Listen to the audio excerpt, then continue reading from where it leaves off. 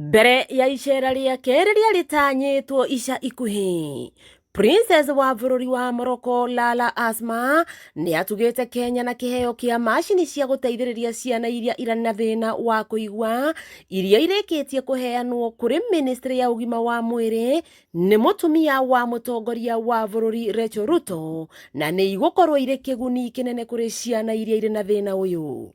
RACHEEL RUTO ni oritie ministry ya ugima wa mwiri itigirire macini ici ni ciateithiriria makiria ciana iria ciumite micii itari na uhoti na aria megukorwo makigathika macini ici matu-ini ma ciana ni andu mari na utaramu wa matu kuona imwe iravatara murwaru guthinjwo matu niguo igathikwo. We also commend our Ministry of Health for its commitment to ensuring that these cochlear implants reach deserving children across the country. The ministry's support in coordinating both the surgical procedures and the essential post-surgery therapy will enable beneficiaries to fully embrace a new phase of life. Arigitani matu matongoretio ni murugamiriri wa ihinda thibitari-ini munene wa Kenyatta Dagitari Richard Lesiampe nio megukorwo magitabania mihango eno. We have the skills, we have the competencies.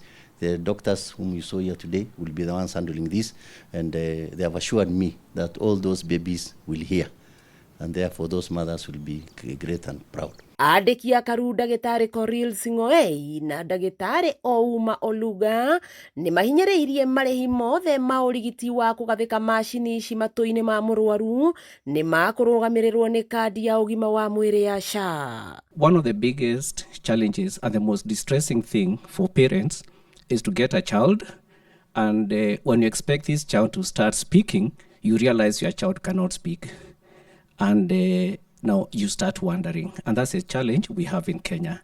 We have so many children out here who have grown, they cannot go to normal schools because they are not able to hear, and sometimes parents even hide them. The Social Health Authority will cover the costs of these procedures at 100%. We have in the benefit package, we have the benefits that the Social Health Authority pays for.